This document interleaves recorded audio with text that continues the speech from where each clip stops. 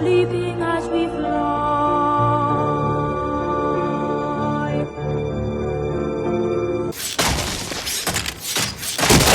Everybody's thinking about me, but I feel alright. Everybody's out again, but I feel alright. Oh, I'm tired. I feel rough. My eyes are bad from no sleep. My head hurts from too much sleepy inside of myself. I was up late. I was up past my bedtime. Shh! Don't tell the parents. I was up past my bedtime playing Gears 5. So that should really be seen as a testament to its quality, that I, right now, feel like bloody shit. I feel dreadful, and it's all thanks to Gears of War 5. And I do mean that as a compliment. It takes a lot to get me to stay up past, I don't know, 9, because I'm old and broken and want to do nothing but sleep with the rest of my life. So I didn't sleep. I was up late playing Gears. In truth, I wanted to push forward to get to the bit of the campaign that everyone was praising. Because, interestingly, this game takes a couple hours before it really opens up. And it opens up in a way that Gears of War hasn't opened up in the past. I wouldn't call it open world. It's kind of comparable to a Zelda game, a more modern Zelda game. Not Breath of the Wild, a good Zelda game. In that it's got an overworld with various areas you can go to. You use a big snow sled that they just call a skiff. Video games love their skiffs. You ride a skiff to various areas that acts very similar to Zelda-style dungeons. And it works surprisingly well. For the first couple hours, you're thinking it's Gears as usual. Regular Gears of War activities. Tightly paced corridors, very linear, that sort of thing. And I don't mind that. I love the Gears campaigns. I like their linearity. I like that they're corridor shooters. But I'm surprised at how well paced this is, and how the more open format does not detract. Once you actually get out into the more open world and you're riding around on this sled skiff thing. Video games, they love their skiffs, but you're riding around on this skiff. And did I already say video games love their skiffs, or was that in another take? I don't know. I'm too bloody shattered, but it's fine. It's fine. This is fun. Alright, that's what I'm getting at. I was a little bit disappointed with Gears 4. I didn't hate it. It was good. You know, it was good enough. It was 7 out of 10. It was Breath of the Wild level good. But, yeah, this is great. This is great. I'm still not sold on the Swarm as opposed to the Locust and the robots that you fight. Just because they don't have as much personality. But that is offset with the interesting approach to pacing that this game has, the more open format, the sense of exploration, which is not something you can say about the average Gears of War game. As for the combat, I mean, it's classic Gears. There are some new weapons thrown in, new toys to play with, new monsters. The guns still feel great. There's that sense of weight that very few games have come close to mimicking.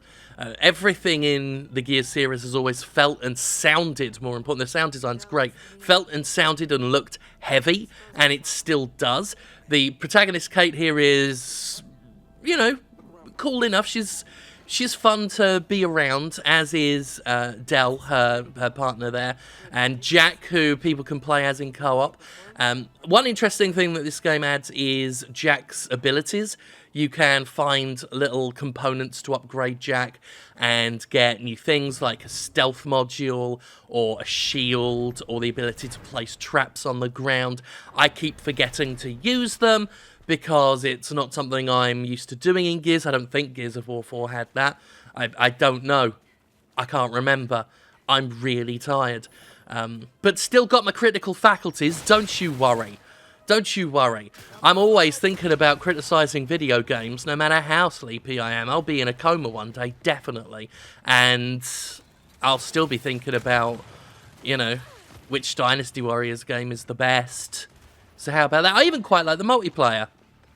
I mean, I've only had one go of it, and it feels like all the other Gears of War multiplayers. Although, the round I had, people weren't rolling all over the place with bloody shotguns. So that was a nice little treat for me. Looks gorgeous, let's not forget that. Really good voice acting. Of course, John DiMaggio is back and Laura Bailey is in it, and they do fantastic performances. The environments are really detailed. It's not lost any of the sense of detail and just the extra visual flourishes and lovely animations. It's lost none of that with the game opening up.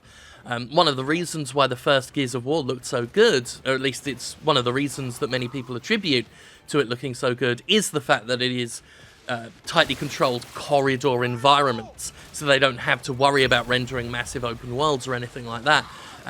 And this, despite a much wider playfield, it looks incredible. And the lighting, I mean, there's a reason this game keeps... Every now and then, the game loves to throw you into dark environments just so you can have Jack switch the light on, because it loves its lightning effects. And it's got every reason to, because it's really... Gears has great lighting. The series always has. And it just looks gorgeous. The game looks bloody gorgeous.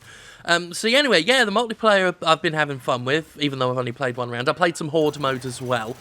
You'll notice I'm playing one of the Terminators. I've got that Xbox Pass, the Ultimate Pass thing, so it let me have the Ultimate Edition, which just has Terminator stuff for their new Terminator movie. I don't know what it's called. Terminator Have a Robot Time. I think that's what it's called. I think it's Terminator Have a Robot Time. And I find that interesting. That's Microsoft being a sly wanker. Is special edition, right? Extra expensive, like $79.99, something like that. And yet, the bonuses in it, a lot of them are Terminator shit, which is cross-promotion with the new film. So they have sold at an additional premium advertising. I mean, it's a level of savvy I almost have to respect if I'm not disgusted by everything businesses do ever, always, ever. Speaking of which, there are microtransactions in it, more like Microsoft transactions, am I right? Still need to do my video talking about Microsoft's own particular unique relationship with microtransactions. And it's for the usual stuff, you know, unlocking flags and weapon skins and other skins and more skins. So you can go, it's just cosmetic if you like. But you know my stance on microtransactions. Got no patience for them. Got no time for them whatsoever, and I don't think they should be in games that you pay for up front. So that's disappointing. And, you know, all the skins and stuff that's in that storefront, it's all stuff that, you know, I'd rather just earn in-game. And you can craft stuff by earning things in-game, of course. But, you know, you can always pay to fast-track it because video games. What else do I like about this game? I mean, I've kind of blistered through everything. I think when I'm tired, I talk faster. I do that when I'm sick as well. I don't know why. I did really quite good in this this particular multiplayer game. Someone messaged me after and said, you're good, and tried to add me as a friend. And I was like, oh, honey, no. I just got lucky. For some reason, I woke up at 6 in the morning this morning and tried the multiplayer first thing. And again, apparently being super tired and feeling like utter crap just raises my game a little. So I'm like, no, if I add you, then you'll find out what I'm really like at video games when I'm not lucky. But anyway, it's got tons of stuff. As Gears has had over the years, it's just added more and more content, which is sometimes not so good if it detracts from everything else. But the quality has always been up, and every new mode they've added has always been interesting and fun. And so we've got regular multiplayer, we've got Horde Mode, you've got Escape Mode. I'm always a big fan of wave-based cooperative stuff, so I always love a good Horde Mode, and Gears has a great Horde Mode. I've been feeling a little burned lately. I've been buying some games that are very critically acclaimed, not just by professional critics, but by the general community. A lot of people saying certain games are really, really good. I spend the money on it, and I'm disappointed. I either think it's shit, or it's just completely not for me. Gears 5 is not one of those games. I didn't even spend money on it, did it? Technically, because of the Game Pass. But even so, I went in with high hopes. I didn't thoroughly read any of the reviews, but I saw some of the headlines, and I saw some of the intros, and it sounded tantalising. And now that I finally played it, I can say it's more than tantalising. It's bloody good. I am enjoying this a lot. I'm looking forward to wrapping up this video so I can go back and play more of it. I don't talk about Gears a lot, but I really like the series. I really enjoy it. More, as I say, more of a campaign guy than a multiplayer guy when it comes to experiencing Gears. I very much like the characters and the world this takes place in, and after being a little let down by Gears 4, I'm thrilled that Gears of War 5 has bounced back with gusto and effervescence and some good old-fashioned vroom.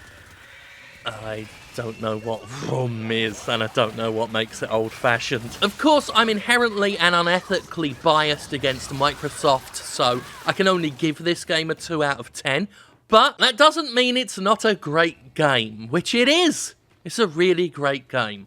Thumbs up. Huh? Thumbs up, like what a real critic would say. I don't know what they say, I've never been one. Finish the fight! Right, Gears fans? I'm a Master Chief. Finish the fight! Aha!